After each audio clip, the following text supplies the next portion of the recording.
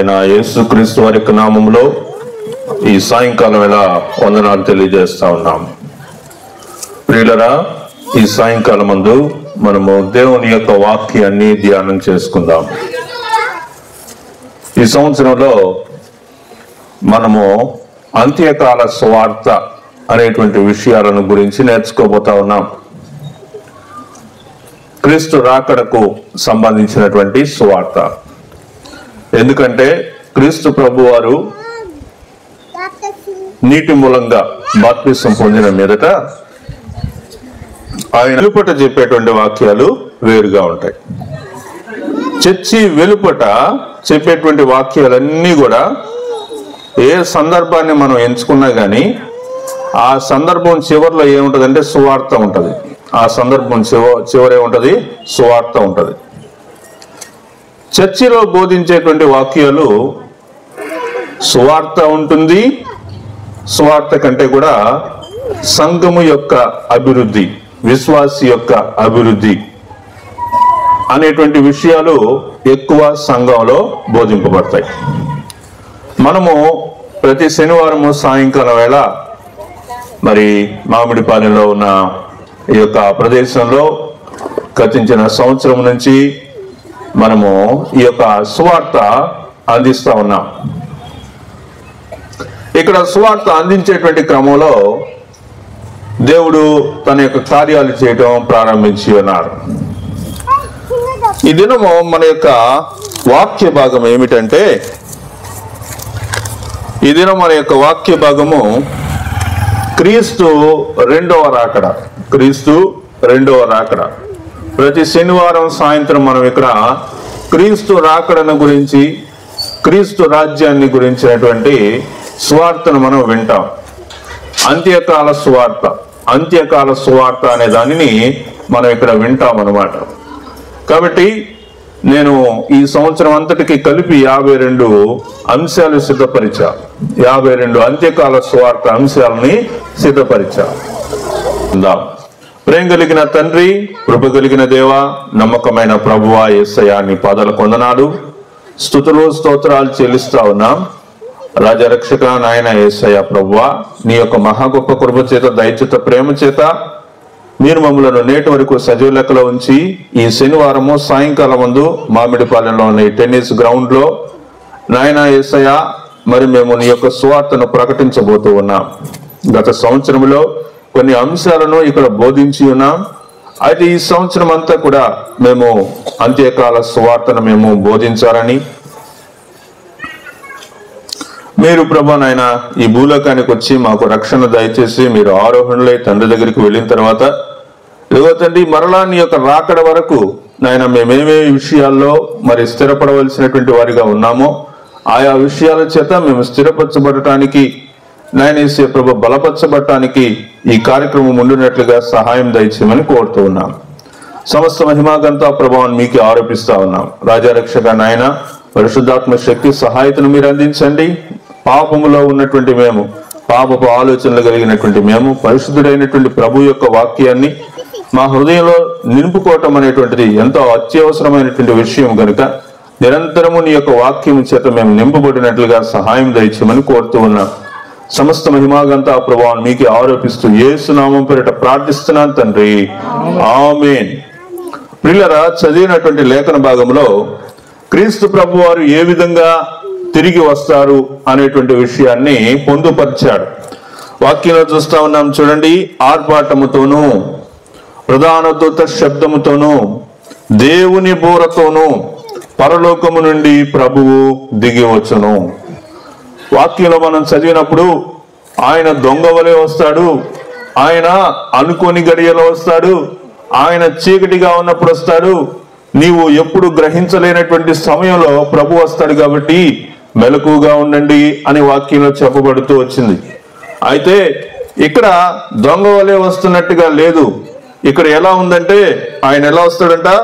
ఆర్భాటముతోనూ, ప్రధాన దూత శబ్దముతోనూ, దేవుని బూరతోనూ పరలోకము నుండి ప్రభువు దిగి వచ్చును. అయితే ఏమవుతుంది? క్రీస్తునందుండి మృతులైన వారు మొదట లేతుడు.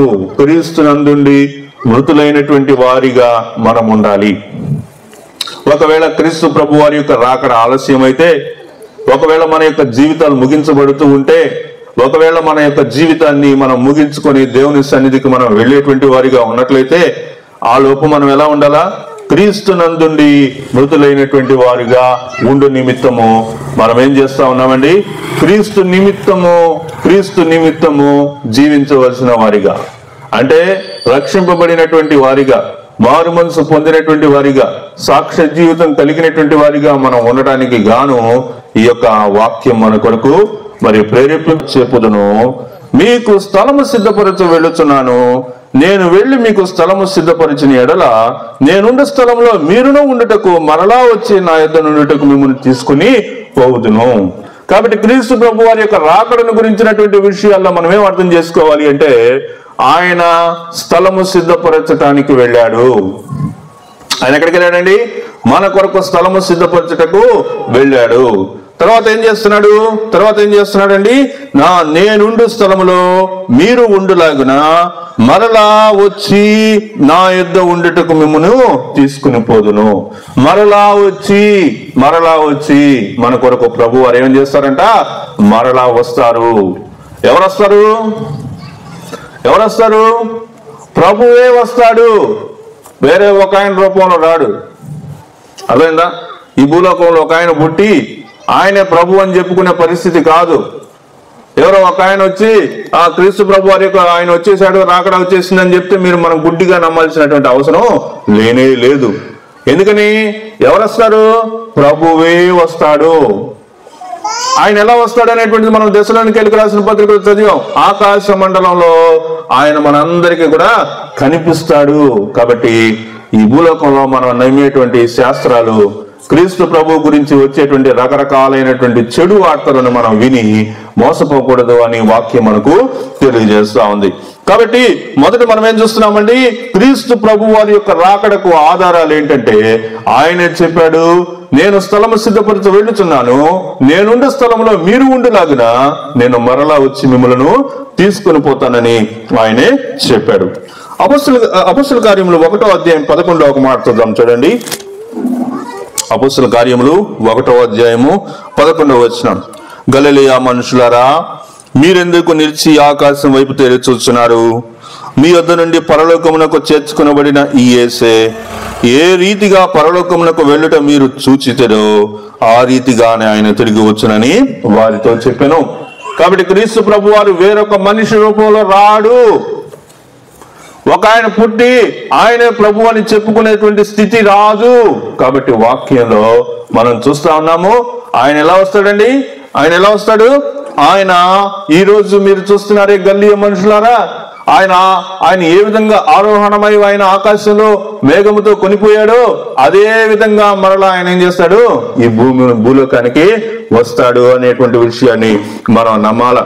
ఒకటి, క్రీస్తు ప్రభు వారు మనకు స్థలం సిద్ధపరిచిన తర్వాత ఆయనతో మనం కూడా ఉండిలాగిన మనల్ని తీసుకెళ్ళటానికి ఆయనే వస్తాడు. రెండోది, ఆకాశంలో నుంచి చూస్తున్నటువంటి, కింద నుంచి చూస్తున్నటువంటి వాళ్ళకి చెప్తా ఉన్నాడు, ఓ గల్లియా మనుషులారా, క్రీస్తు ప్రభు వారు ఆకాశంలోకి ఏ విధంగా అయితే ఎత్తబడ్డాడో అదే విధంగా ఆయన మరలా వస్తాడు అని చెప్పాడు అనమాట. తర్వాత ఇంకొక విషయాన్ని కూడా మనం చూద్దామా?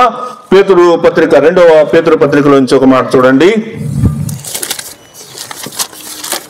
2వ పత్రిక 3వ అధ్యాయము 9వ వచనం. 2వ పేతురు పత్రిక 3వ అధ్యాయము 9వ వచనం చదువుతున్నాను. కొందరు ఆలస్యమని ఎంచుకున్నట్లు ప్రభు తన వాగ్దానములను గూర్చి ఆలస్యం చేయవాడు కాడు గాని ఎవడనూ నశింపవలనని నిశ్చయింపక అందరూ మారు మనసు పొందవలనని కోరుచు మీ ఎడల దీర్ఘశాంతము గలవాడై ఉన్నాడు. కాబట్టి ప్రియులరా, మనం వాక్యంలో చూస్తా ఉన్నాం, ఏడి ప్రభు ఇంకా రాడేంటి అని మనం 100 సార్లు అనుకున్నా ఒక విషయాన్ని మనం గమనించాలా. ఏంటో చెప్పండి? క్రీస్తు ప్రభు వారు ఇంకా రావట్లేదు అంటే దానికి కారణం ఒకటే, ఆయన మన ఎట్లా దీర్ఘశాంతం చూపుతున్నాడు.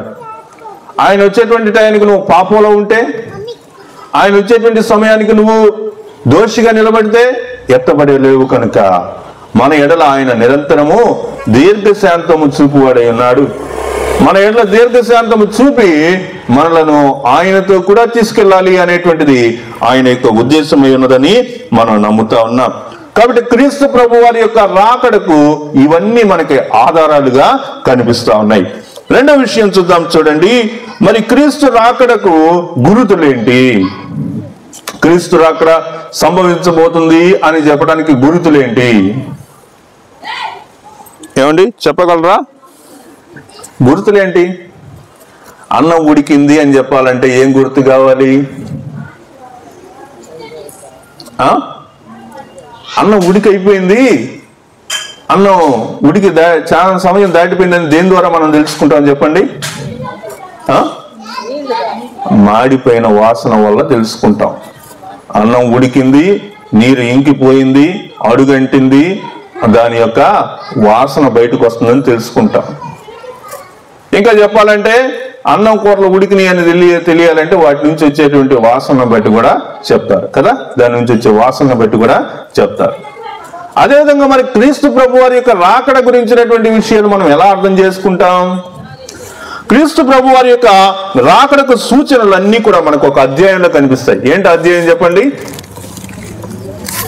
ఏ అధ్యాయం చెప్పండి అమ్మా? మత్తయి సువార్త 24వ అధ్యాయంలో మనకు కనిపిస్తాయి కదా. మత్తయి సువార్త 24వ అధ్యాయంలో ఉన్న కొన్ని విషయాలు మనం చూద్దాం. క్రీస్తు రాకడకు సూచనలు.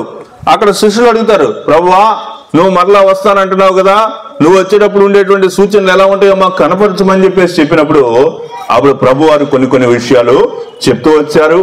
వాటిలో మనము క్రీస్తు ప్రభు వారి యొక్క రాకడను గురించినటువంటి విషయాలు మనం చూస్తున్నాం కనుక క్రీస్తు ప్రభు వారి యొక్క రాకడకు ముందు జరిగేటువంటి విషయాల్ని మనము చూస్తూ ఉన్నాం. మొదటగా ఏమంటున్నాడంటే, ప్రపంచంలో అనేక రకాలైనటువంటి సంభవాలు జరగవలసినటువంటివిగా ఉన్నాయి. ఏంటంటే యుద్ధాలు, తర్వాత కరువులు, కాటకాలు, తర్వాత భూకంపాలు, ఇలాంటివన్నీ కూడా వేదనలకు ప్రారంభాలు. అవన్నీ కూడా క్రీస్తు ప్రభు వారి యొక్క రాకడ సమీపంగా ఉందని చెప్పడానికి ఆనవాళ్ళని మనం తెలుసుకుంటా ఉన్నాం. 6-7 వచనాలు చూస్తే, మరియు మీరు యుద్ధములను గూర్చి యుద్ధ సమాచారములను గూర్చి వినబోదురు, మీరు కలవరపడకుండా చూచుకొనడి, ఇవి జరగవలసి ఉన్నవి గాని అంతము వెంటనే రాదు. జనం మీదకి జనమును, రాజ్యం మీదకి రాజ్యమును లేచును, అక్కడక్కడ కరువులు, భూకంపములు జరుగును. ఇవన్నీ వేదనలకు ప్రారంభాలు మాత్రమే. వేదనలకు ప్రారంభం. కరోనా వేదనకు ఒక ప్రారంభం. అంతకుముందు వచ్చినటువంటి ఎయిడ్స్ వ్యాధి ఒక ప్రారంభం. ఆ తర్వాత మనం చూసుకుంటా ఉంటే ఇక్కడ దేశం మీదకి దేశము, రాజ్యం మీదకి రాజ్యము యుద్ధాలు అనేటువంటి జరిగేటువంటిగా ఉన్నాయి అన్నమాట. మన దేశం మీద కూడా యుద్ధాలు ప్రారంభం కావడానికి కొన్ని పరిస్థితులు దగ్గర అవుతా ఉన్నాయి. చెప్పండి, మన దేశం మీద యుద్ధం జరగాలంటే ఏ దేశాలతో ఎక్కువ యుద్ధాలు జరుగుతాయి చెప్పండి? అది ఫస్ట్ పేరు. అది తర్వాత ఇంకా చెప్పండి, రెండో దేశం పేరు చెప్పండి. China, Pakistan, China. ఇంకా కాబట్టి మన దేశానికి ప్రమాదం పొంచి ఉన్నటువంటి దేశాల్లో ప్రధానంగా చెప్పేది ఏంటంటే పాకిస్తాను, చైనా. సరే, అవి నిజాలా అబద్ధాలా, లేకపోతే నిజంగా యుద్ధాలు వస్తాయా లేదా అని మనకి ఇప్పుడే తెలియదు. భవిష్యత్తులో మాత్రం తప్పకుండా రాజ్యం మీదకి రాజ్యము, దేశం మీదకి దేశము వస్తుంది అనేటువంటి మాట బైబిల్లో ఉంది కనుక తప్పకుండా అలాంటి పరిస్థితులు అయితే రాబోతున్నాయని మనము నమ్ముతా ఉన్నాం. ఈ విషయాలన్నీ ఏం తెలియజేస్తా ఉన్నాయండి? ఇవన్నీ కూడా క్రీస్తు ప్రభు వారి యొక్క రాకడకు ముందు జరగవలసినటువంటి విషయాలని తెలియపరచబడతా ఉన్నాయి. తర్వాత మనం చూస్తే 24వ వచనం చూడండి. 24వ అధ్యాయం 24వ వచనం. ఇంకా ఏం జరగాలి అంటే, అబద్ధపు క్రీస్తులను, అబద్ధపు ప్రవక్తలను వచ్చి సాధ్యమైతే ఏర్పరచబడిన వారిని సహితము మోసపుచ్చుటకై గొప్ప సూచక్రియలను, మహత్కార్యములను కనపరచెదరు. సూచక్రియలు, మహత్కార్యాలు కనపరిచేటువంటి వాళ్ళు కూడా ఉంటారు. నిజంగా నీ దేవుడు గొప్పోడైతే ఈ అద్భుతం చేయలేడా? నిజంగా నువ్వు నమ్మే దేవుడైతే ఈ కార్యం చేయలేడా అని వాళ్ళు అద్భుతాలు చేస్తారు. అలా చేయంగానే అప్పటి వరకు ఒక చర్చికి క్రమంగా వెళ్తున్నటువంటి విశ్వాసికి ఆలోచన వచ్చింది, అరే ఇంతకాలం నేను ఈ చర్చికి వెళ్తున్నాను, ఇక్కడ ఒక్క అద్భుతం కూడా ఇంతవరకు నేను జరిగినట్టుగా చూడలేదు, కానీ ఆ బెల్లంపల్లి పోతే ఆ బెల్లంపల్లిలో ఏం జరుగుతుంది, చాలా అద్భుత కార్యాలు జరుగుతున్నాయి కదా, మనం అక్కడికి ఎందుకు పోకూడదు అని ఇక్కడ నుంచి ఆడికి వెళ్ళిపోతారు. ఇంకా రకరకాల జిమ్మిక్కులు చేసేవాళ్ళు చాలా మంది ఉన్నారు.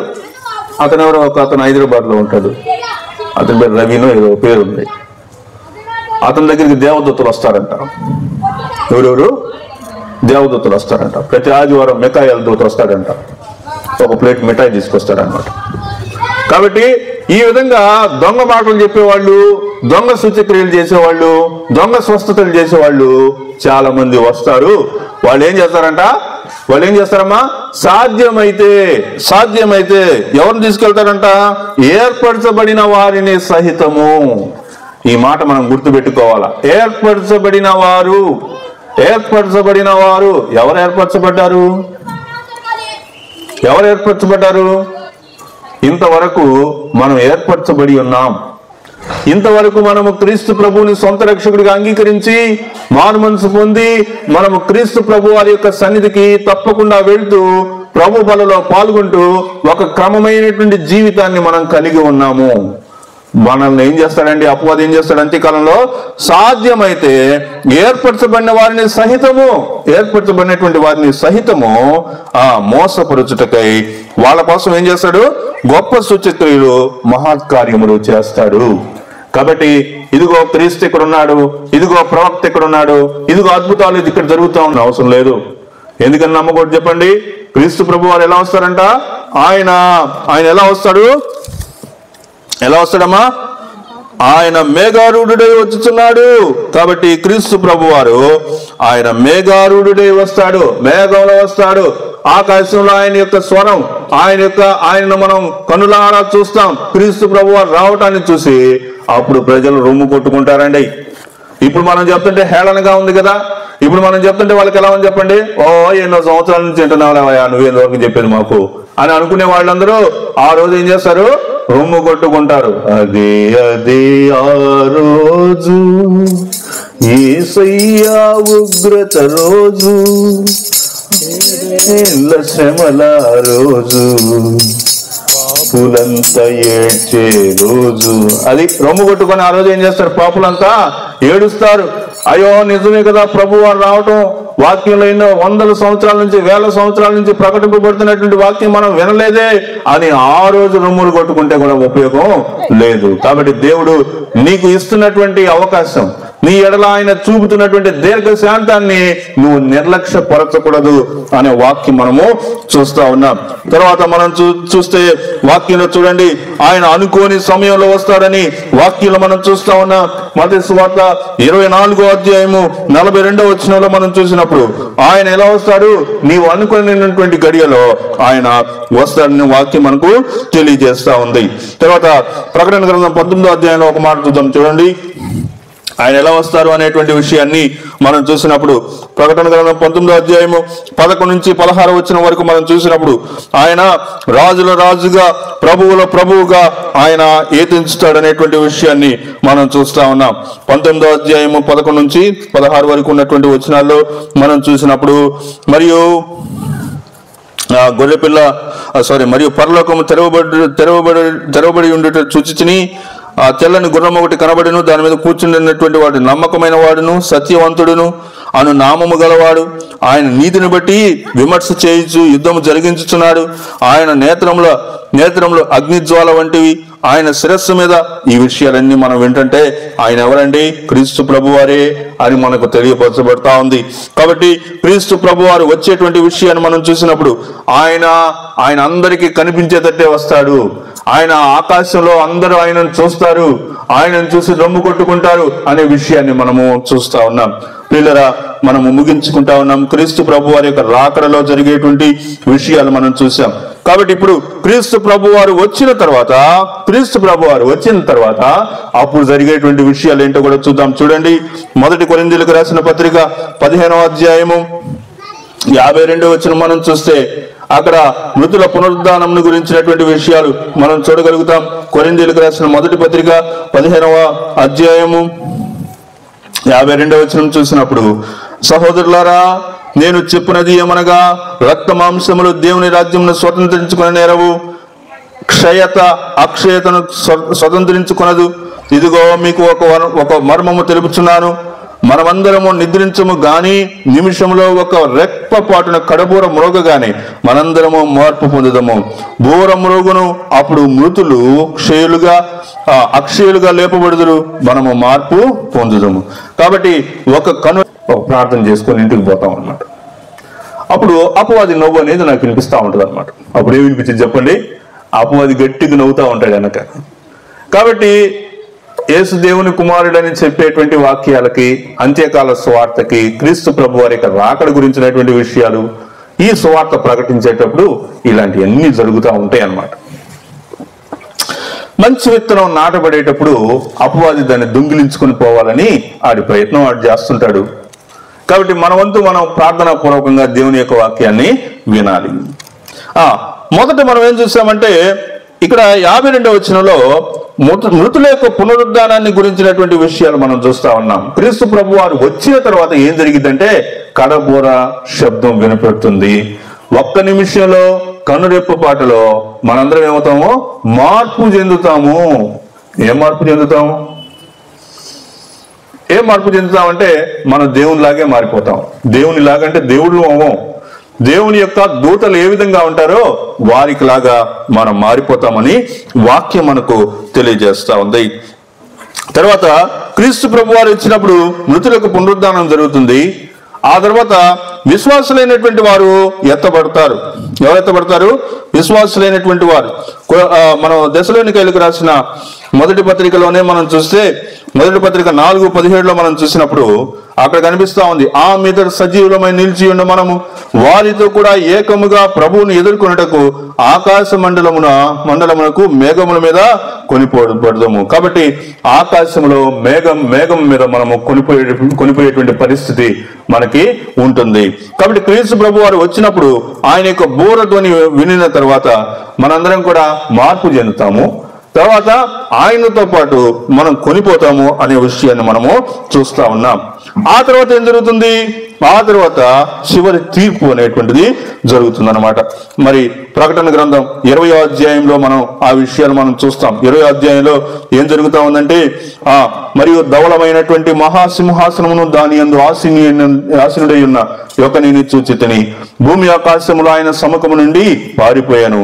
వాటికి నిలువ చోటు కనబడకపోయాను. మరియు గొప్పవారేమి కొద్దివారేమి మృతులైన వారందరూ ఆ సింహాసనం ఎదుట నిలుచుని ఉండుట చూచితిని. అప్పుడు గ్రంథములు విప్పబడెను, మరియు జీవ గ్రంథమును వేరొక గ్రంథం విప్పబడెను. ఆ గ్రంథములందు రాయబడి ఉన్న వాటిని బట్టి తమ క్రియల చొప్పున మృతులు తీర్పు పొందిరి. కాబట్టి మృతులు తీర్పు పొందుతారు అనే విషయాన్ని మనము చూస్తా ఉన్నాం. ఇప్పుడు చెప్పండి, క్రీస్తు ప్రభు వారు వచ్చిన తర్వాత ఏమేమి జరుగుతాయమ్మా? ఆయన రాకడ వచ్చినప్పుడు ఏం జరుగుతుంది? మొదట మనం మార్పు చెందుతాం. రెండోది ఆయనతో పాటు కొనిపోతాం, ఎత్తబడతాం. ఆ తర్వాత ఏమవుతుంది? మృతులకు తీర్పు జరుగుతుంది అనే విషయాన్ని మనము చూస్తా ఉన్నాం. తర్వాత క్రీస్తు ప్రభు వారు తిరిగి రావటానికి కలిగినటువంటి కారణాలు ఏంటి? అసలు ఎందుకు క్రీస్తు ప్రభు వారు తిరిగి రావాలి? ఆయన ఎందుకు తిరిగి రావాలి చెప్పండి?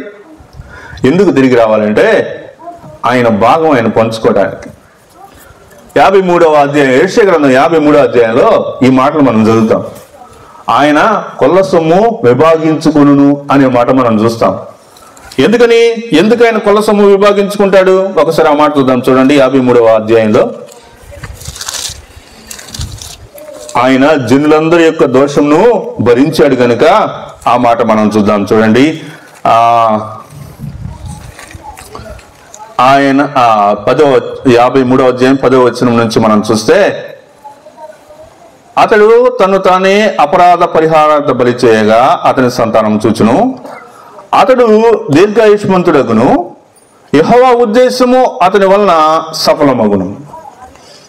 యేసుక్రీస్తు వారి ద్వారా తండ్రి యొక్క ఉద్దేశం అనేటువంటిది సఫలమవుతుంది. అతడు తన కలిగిన వేదనను చూచి తృప్తి నొందును. నీతిమంతుడైన నా సేవకుడు జనుల దోషములను భరించి తనకున్న అనుభవ జ్ఞానం చేత అనేకులను నిర్దోషులుగా చేయను. క్రీస్తు ప్రభు వారు మనల్ని ఏం చేశాడండి? నిర్దోషులుగా చేశాడు.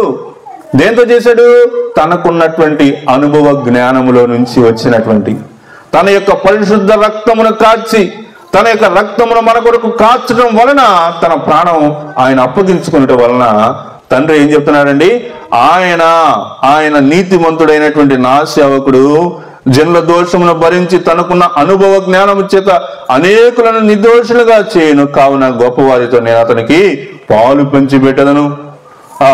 గనులతో కలిసి అతడు కొల్ల సొమ్ము విభాగించుకును. ఎలయనగా మరణము నొందినట్లు అతడు తన ప్రాణమును దారపోసాను. క్రీస్తు ప్రభువారు మొదటి రాకడలో ఈ భూలోకానికి వచ్చినప్పుడు ఆయన ఏం చేశాడంటే మన కొరకు తన యొక్క ప్రాణాన్ని దారపోశారు.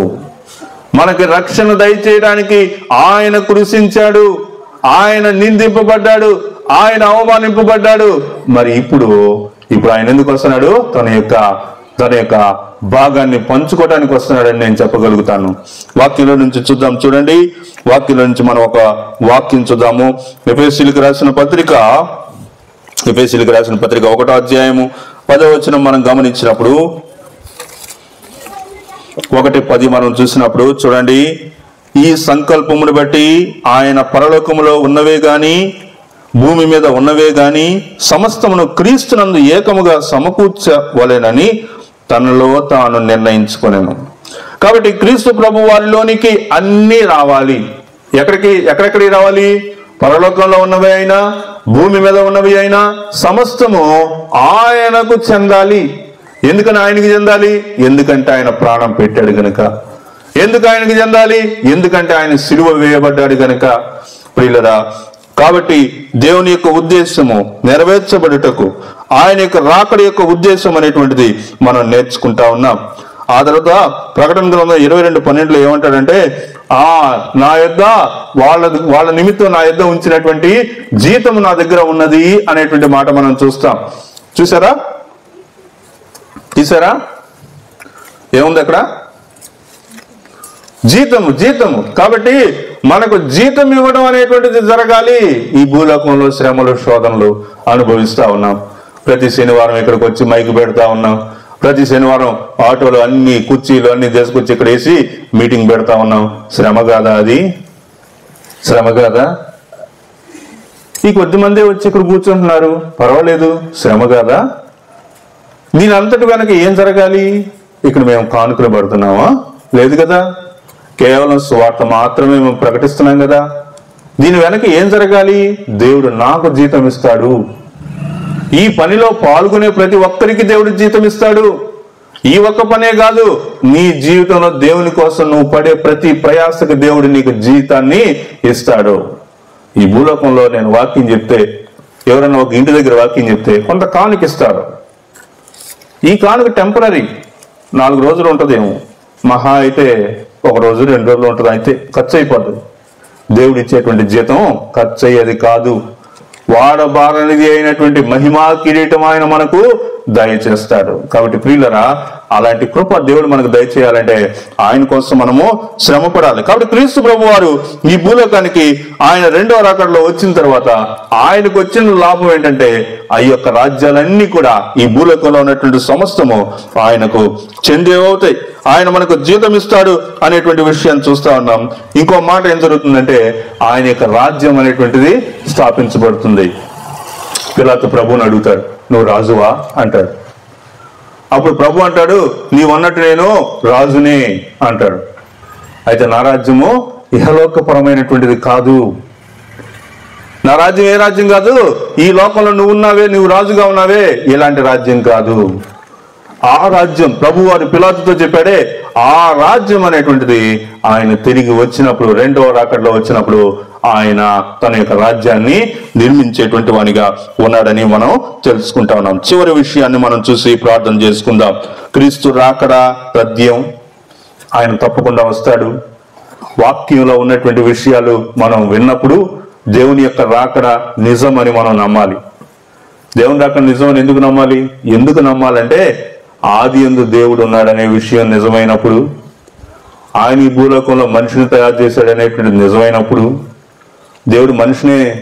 దేవుడే తయారు చేశాడమ్మా మనిషిని. దేవుడు మనిషిని తయారు చేసిన మాట నిజమేనా? లేకపోతే మనం సైన్స్లో నేర్చుకున్నట్టుగా మనం కోతిలో నుంచి వచ్చామా? ఏమా మనం కోతిలో నుంచి రాలేదా? రాలేదు. ఇది నిజం. ఎందుకని రాలేదు? కోతుల నుంచి మనం వచ్చాం అనుకుందాం. ఇప్పుడు భూలోకంలో కోతులు ఉన్నాయి కదా, కోతులనే కంటనీయా, మనుషుల్ని ఏమైనా కంటనీయా? ఏదన్నా ఒక ప్రూఫ్ చూపించండి ఈ ప్రపంచం మొత్తం మీద ఎక్కడన్నా ఒక కోతి మనిషిని కన్నదని చూపించండి. సరే పోనీ, కోతి కూడా ఏదో ఒక జీవిలోంచి వచ్చిందని చెప్పారు కదా, ఆ కోతి ముందు దేని నుంచి అయితే వచ్చిందో అదేమన్నా వేరే జీవులను ఏమైనా కంటుందా? ఈ ప్రపంచంలో ఏ జంతువులైనా కానీ వాటి జాతికి సంబంధించినవి కంటనీయా, లేకపోతే ఇంకేదన్నా కంటనీయా? కాబట్టి సైన్స్ కి అర్థం కాని విషయం దేవుడు అనే విషయాన్ని సైన్స్ చెప్పాలి అంటే అది భయంకరమైన విషయం. కాబట్టి సైన్స్ ఎప్పుడు కూడా దేవుడు అనే విషయాన్ని అంగీకరించదు. కాబట్టి మనం దేని నుంచి వచ్చామో, మనం కోతి నుంచి రాలేదు. దేవుడు తన స్వహస్తాలతోటి మనల్ని తయారు చేశాడు. ఆదామును తయారు చేశాడు. ఆదాములో నుంచి ఇంకొక మనిషి వచ్చాడు, కానీ ఆదాము నుంచి జంతువులు వచ్చినాయమ్మా? ఎక్కడన్నా మీరు ఎప్పుడన్నా ఈ భూ ప్రపంచంలో ఒక స్త్రీ పిల్లల్ని కంటే ఆ పిల్లల్లో ఒకటి పంది పిల్ల పుట్టిందని ఎక్కడన్నా మీరు చూస్తారా? అది అవ్వదు. దేవుడు మనుషుల్లో నుంచి మనం జీవక్రమం అనేటువంటిది ఒక్కొక్క జంతువులోంచి ఇంకో జంతువులోంచి రాలేదు.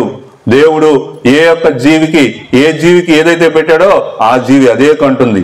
మనిషి ఎప్పుడు మనిషినే కంటాడు. ఇది నిజం. కాబట్టి ప్రియులరా, మనం ఇక్కడ చూస్తా ఉన్నాం దేవుని యొక్క రాకడ, క్రీస్తు ప్రభు వారి యొక్క రాకడ నిజము, అది తథ్యం. మరి మనం దానికి సిద్ధపడ్డామా? క్రీస్తు రాకడ నిజమే, ఆయన గ్యారంటీగా వస్తాడు. కానీ మనం దానికి సిద్ధపడి ఉన్నామా? మనం దానికి సిద్ధపడి ఉండాలి అంటే మొదట ఏం చేయాలా? మారు మనసు పొందాలా. మారు మనసు పొందినప్పుడు ఏమవుతుంది? క్రీస్తు ప్రభు వారిని నీ సొంత రక్షకుడు నువ్వు అంగీకరిస్తావు. క్రీస్తు ప్రభు వారు నా కొరకు శిలువలో మరణించారనేటువంటి విషయాన్ని నువ్వు అంగీకరించాలి. నీ నోటితోటి నువ్వు ఒప్పుకోవాలి. క్రీస్తు ప్రభు వారు తండ్రి అనేటువంటి దేవుడు, కుమారుడు అనేటువంటి ప్రభువుని ఈ భూలోకంలోనికి పంపాడనేటువంటి విషయాన్ని నువ్వేం చేయాలా? నీ యొక్క హృదయంలో విశ్వసించాలా, నీ నోటితోటి దాన్ని ఒప్పుకోవాలా. కాబట్టి మారు మనసు పొందాలి. రెండో విషయం ఏం చేయాలి అంటే పరిశుద్ధతతోటి సిద్ధపాటు కలిగి ఉండాలి. మనం ఏమై ఉండాలమ్మా? పరిశుద్ధత కలిగి ఉండాలి. పరిశుద్ధత, సిద్ధపాటు అనేటువంటి రెండు విషయాలు మనం కలిగి ఉండాలి. మూడోది ఏం చేయాలంటే రక్షింపబడినటువంటి మనందరం సువార్త ప్రకటించాలి. నాకు చాలా సంతోషంగా ఉంది. ఏ విషయంలో సంతోషంగా ఉందంటే పోయిన సంవత్సరం కంటే ఈ సంవత్సరం మా సంఘ విశ్వాసులు శనివారం సాయంత్రం సువార్తకుడికి వచ్చినందుకు చాలా సంతోషంగా ఉంది. ఈ కమిట్మెంట్ని మీరు ఇలానే ప్రతి వారం వస్తామని మీరు తీర్మానించుకోండి. ఇప్పుడు తీర్మానించుకున్నారు కాబట్టి వచ్చారని అనుకుంటున్నాను. ఈ తీర్మానం అనేటువంటిది పోగొట్టుకోకుండా ప్రతి వారం, ప్రతి శనివారం సాయంత్రం ఇక్కడికి వచ్చి కూర్చొని మన దేవుని యొక్క వాక్యాన్ని ధ్యానం చేస్తూ ఇక్కడ ఉన్నటువంటి వాళ్ళందరికీ మన దేవుని యొక్క స్వార్థను మనం ప్రకటించాలి. అది మనం బాధ్యతగా తీసుకోవాలి. ఏం చేయాలమ్మా? బాధ్యతగా తీసుకోవాలి. నేను ఎవరిని రక్షించాను, ఎవరిని క్రీస్తు దగ్గరికి నడిపించాను అనే విషయాన్ని మనము ఆలోచించాలి. ఈ సంవత్సరానికి నువ్వేం చేయాలంటే ఒక వ్యక్తిని మైండ్లో టార్గెట్గా పెట్టుకో. ఈ సంవత్సరం మొత్తం మీద ఏం చేస్తావు? ఒక వ్యక్తిని మాత్రమే టార్గెట్గా పెట్టుకొని ఆ వ్యక్తి కోసమే ప్రార్థన చేయి. ఆ వ్యక్తి కోసమే ప్రార్థన చేసి ఆ వ్యక్తిని దర్శిస్తూ ఉండు. ఆ వ్యక్తికి ప్రభు గురించి చెప్తూ ఉండు. నువ్వు వెళ్తున్న సంఘానికి నడిపించు. కాబట్టి మీరు ఈ మాటల చేత ఒకరినొకడు ఆదరించుకోండి. ఏ మాటల చేత ఆదరించుకోవాలా? క్రీస్తు ప్రభు వారు మన కొరకు ఈ భూలోకానికి వచ్చాడు. ఆయన నీ కోసం, నా కోసం మరణించాడు. ఆయన ద్వారా నాకు నిత్య జీవం లభిస్తుంది. ఆయన నాకంటే ముందుగా ఆయన తండ్రి దగ్గరికి వెళ్ళాడు. ఆయన ఏం చేస్తున్నాడు? ఇప్పుడు నా కొరకు ఆయన స్థలాన్ని సిద్ధపరుస్తున్నాడు. నాకు ఎలాంటి స్థలం దేవుడు సిద్ధపరచాలి? ప్రభు నాకు ఎలాంటి స్థలం సిద్ధపరుస్తాడు? ఎలాంటి స్థలం నాకు సిద్ధపరుస్తాడు? నా బెడ్ పెద్దది ఉంటుందా పరలోకంలో? నా ఇల్లు ఎలా ఉంటుంది పరలోకంలో? దేన్ని బట్టి నీ స్థలం ఎలా ఉంటుందని నువ్వు ఎలా చెప్పగలుగుతావు అంటే ఈ భూలోకంలో దేవుని కోసం చేసేటువంటి క్రియలను బట్టి, దేవుని కొరకు నువ్వు చేసేటువంటి త్యాగాన్ని బట్టి, దేవుడి కొరకు నువ్వు ఏం చేస్తున్నావు అనేటువంటి విషయాన్ని బట్టి. ఈరోజు ఈ సాయంత్రం వేళ మనం ప్రశ్నించుకుందాం. ప్రభువా, క్రీస్తు రాకడలో జరిగేటువంటి విషయాలన్నీ నేను విన్నాను, తెలుసుకున్నాను, నేర్చుకున్నాను. ఈ సమయంలో నన్ను నేను ప్రశ్నించుకుంటున్నాను. ఈ పాలెంలో పుట్టి ఎన్నో సంవత్సరాల క్రితమే నేను నిన్ను సొంత రక్షకుడిగా అంగీకరించి కొంతకాలం చర్చికి వెళ్ళాను. ఆ తర్వాత కుటుంబంలో జరిగినటువంటి పరిస్థితులను బట్టి కావచ్చు, ఇంక ఏమైనా పరిస్థితులను బట్టి కావచ్చు, నేను చర్చికి వెళ్ళడం ఆపేశాను. ఈ యొక్క సువార్త, ఈ వాక్యాన్ని నేను విన్న తర్వాత నేను మరలా నీ యొక్క రాకడలోనికి, నీ వచ్చినప్పుడు నీతో కలిసి ఎత్తబడేటువంటి వానిగా నేను ఉండాలని నేను కోరుతా ఉన్నాను అని మిమ్మల్ని మీరు తీర్మానించుకున్నట్లయితే ఈ సంవత్సరంలో దేవుడు మీ కుటుంబ జీవితాల్లో, మీ వ్యక్తిగత జీవితంలో గొప్ప మార్పుని ఆయన తీసుకొస్తాడు. పరలోక రాజ్యం పొందుకోవటం అనేది చాలా ముఖ్యమైనటువంటి విషయం. అపవాది ఏం చేస్తాడంటే పరలోక రాజ్యం నీకు దక్కకుండా చేయటం కొరకు రకరకాల ప్రయత్నాలు చేస్తాడు. ఈ భూలోకంలో, ఈ జీవితంలో నువ్వు శరీరంతో ఉన్నప్పుడే తీర్మానం తీసుకుని ప్రభు దగ్గరికి వస్తావా, మారుమనసు పొంది బాప్తిసం తీసుకుంటావా, సంఘంలో చేర్చబడతావా, ఇంకా అదే పాపంలో కొనసాగుతూ ఉంటావా? దేవుని యొక్క రాకడ ఎప్పుడో మనకు తెలియదు, కానీ ఆయన రాకడ ఖచ్చితం. కరబురం మోగగానే మనందరం కూడా మార్పు చెందుతాం. విశ్వాసం ఉంచినటువంటి వారు ఎత్తబడతారు, అవిశ్వాసులుగా ఉన్నటువంటి వారు విడవబడతారు, వారికి తీర్పు జరుగుతుంది. దేవుడు తన యొక్క పరిశుద్ధ వాక్యాన్ని మన యొక్క వినికిల్లో ఈ యొక్క సాయంకాలం వేళ ఆశీర్వదించి దీవించునుగాక.